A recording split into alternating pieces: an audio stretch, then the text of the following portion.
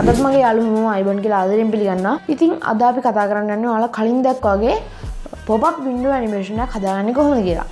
ඉතින් මේක වටන්නේ තමයි Premiere Pro playlist එකටමයි. මොකද අපි මේක හදන්නේ තමයි Premiere Pro software පාවිච්චි කරනවා තමයි. ඉතින් මේකේ භාවිත ගැන කතා කරද්දී එහෙම ඔයාලට පුළුවන් මේක ඔයාගේ වීඩියෝ එකේ transition එකක් විදිහට පාවිච්චි කරන්න. ඒ වගේම ඔයාගේ වීඩියෝ එකක් මැද ad එකක් වගේ යනවනම් ඒ ad එක දාන්නත් මේක පාවිච්චි කරන්න පුළුවන්. ඉතින් මේක හදාගන්නේ කොහොමද කියලා අපි ඔක්කොම වීඩියෝ එකකින් කතා කරමු. එහෙනම් ඉතින් අපි යමු.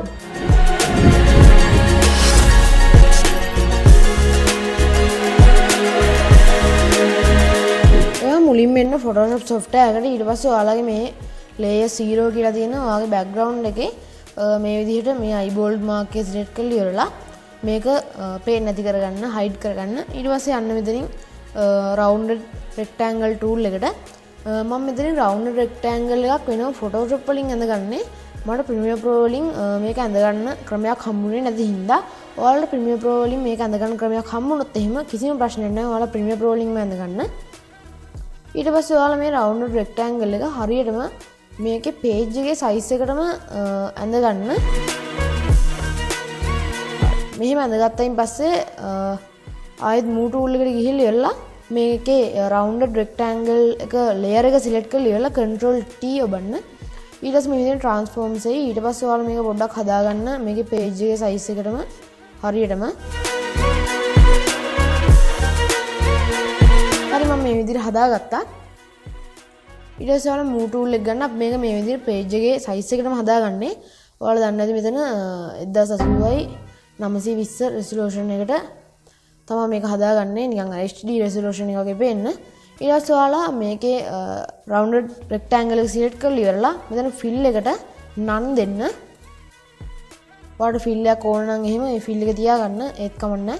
ඊට පස්සේ stroke එකට කළු පාට වැටලා තියෙනට ඔයාලා සුදු පාට දෙන්න.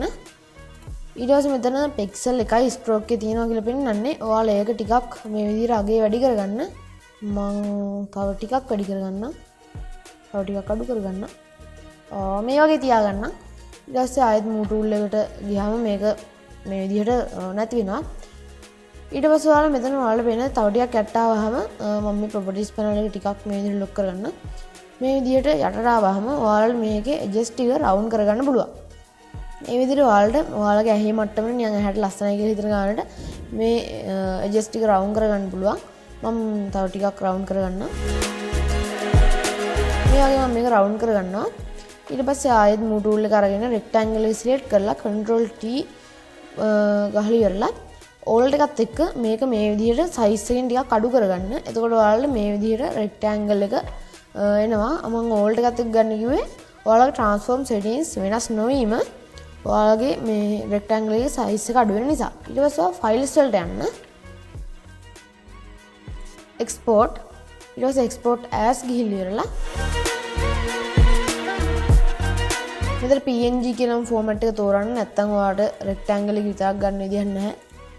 ඒ නිසා මම PNG කියලා සේව් කරගන්නවා. ඔයාලා දන්නේ නැති මේකෙන් වෙන්නේ background එක නෑ rectangle එක විතර නිකන් වෙනවා. ඊට පස්සේ මෙතන export දෙන්න. ඊට පස්සේ මම මේක export කරගන්නවා.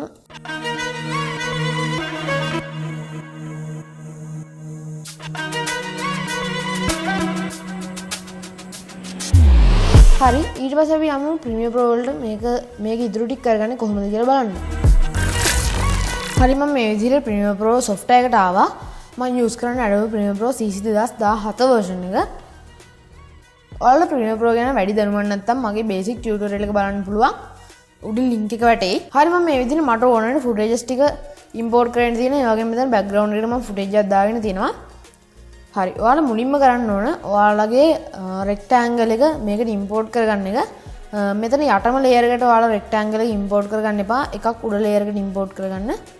ඊට පස්සේ ඔයාලා මෙතෙන්ට timeline එක drag and drop කරගන්න. ඔයාලගේ rectangle එක ඇතුළට එන්න ඕන වීඩියෝ එක හෝ image එක. ඒතකොට මේ විදිහට තමයි ඔයාලට පේන්නේ. ඊට පස්සේ ඔයාලා මේ image එක select කරලා ඉවරලා effect controls වලට යන්න. මේ panel මං කියන panel මොනවාම හරි නැත්තම් එහෙම ඔයාලට පුළුවන් මෙතන windows වලට ගිහිල්ලා මේ panels add කරගන්න. ඒ වගේම කියන්න ඕනේ මගේ මේ Premiere Pro interface එක ටිකක් වෙනස් වෙලා තියෙනවා. ඒක ගණන් ගන්න එපා.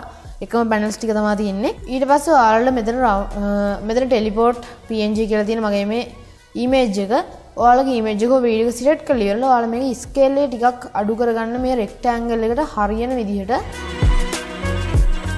මම මේ වගේ අඩු කරගත්තා. තව ටිකක් වැඩි කරගන්නවා මම. හරි මම මේ වගේ තියාගන්නවා. මෙතන පොඩි අවුලක් තියෙනවා මම ඒක ඔයාලට පෙන්නන්නම් දැන්.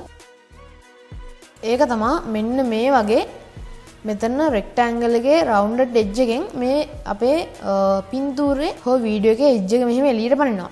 ඒක තමයි මම කියපු අවුල. ඒක හදාගන්නේ කොහොමද කියලාත් අපි බලමු. ඊට කලින් මම මේක 77කට විතර මේකේ සයිස් එක අඩු කරගෙන ඉන්නවා. හරි දැන් හරි ගියා. ඉස්සෙල්ලා නිකන් එළියට පැනලා තිබ්බ ගතියත් දැන් ඔයාලට පේනදී තාමත් මේක තියෙනවා මේ රවුන්ඩඩ් එජ් එකෙන් එළියට පැනලා තියෙන ගතිය. අපි දැන් බලමු කොහොමද ඒක හදාගන්නේ කියලා. මේ විදිහට මේක දාගත්තයින් පස්සේ ඔයාලා යට ඉමේජ් ලේයර් එක සිලෙක්ට් කරලා ඉවරලා යන්න මෙතන opacity යටතට. එතන opacity යටතේ drop down එක සිලෙක්ට් කරාම ඔයාලට පේනදී මෙතන pen icon එකක් තියෙනවා. ඒක උඩ එකපාරක් ක්ලික් කරලා ඉවරලා ඔයාලා මේ rectangle එක වටේට mask එකක් ඇඳගන්න. මේක ගොඩාක්ම detail mask එකක් වෙන්න ඕනේ නැහැ. මේක නිකන් rectangle එක ඇතුළට වැටුණා නම් ඇති මේ mask එක. මේ වගේ edges ටික round කරලා ඉවරලා ඇඳගන්න මේක.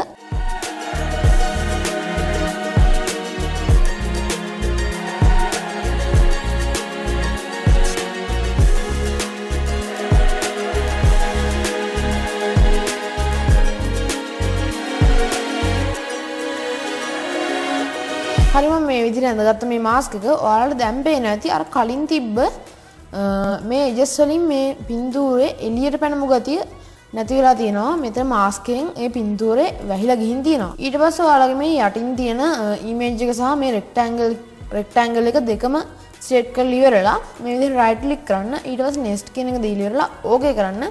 එතකොට මේක එකම ලේයර් එකකට එනවා ඔයාලට බලා ගන්න පුළුවන්. ඊට පස්සේ ලේයර් එක සිලෙක්ට් කරන්න. ඒ වගේම ලේයර් එක සිලෙක්ට් කරලා ඉවරලා මේ ඔයාලගේ ටයිම්ලයින් එක මෙතන මේ වීඩියෝ එක පටන් ගන්න තැනටම ගිහින් තියාගන්න.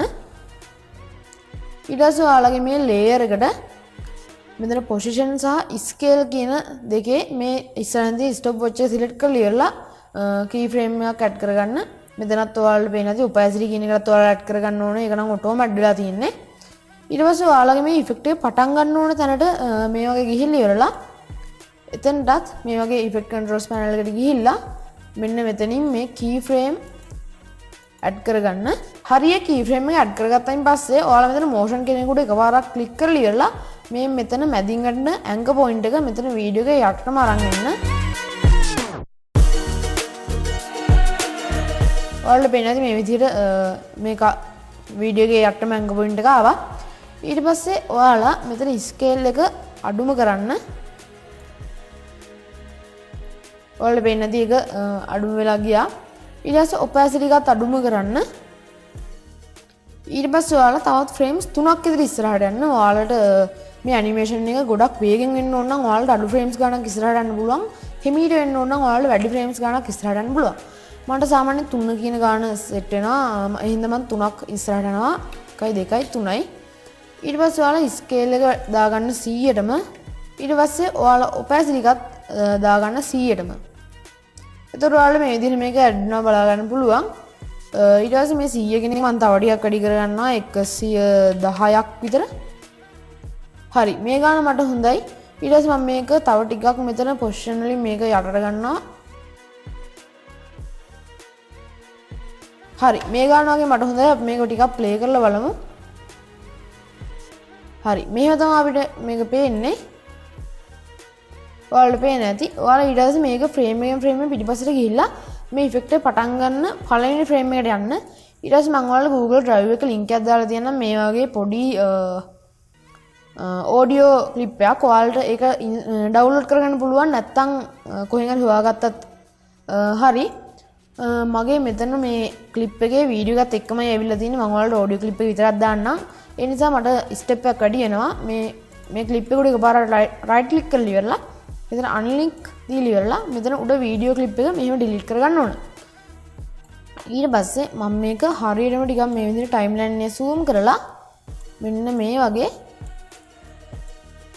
මේක හරියටම පොසිෂන් එකට දාගන්නවා. හරි ඉතින් මම මේක ඔයාලට ටිකක් ප්ලේ කරලා පෙන්නන්නම්. මේ විදිහට මුලටම දාගත්තා මම මේක. ඊට පස්සේ මම ඔයාලට මේක මෙහෙම ප්ලේ කරනවා. ඔයාලට පේනවාද මේක හරියටම ප්ලේ වෙනවා මම ආයෙත් ප්ලේ කරන්න.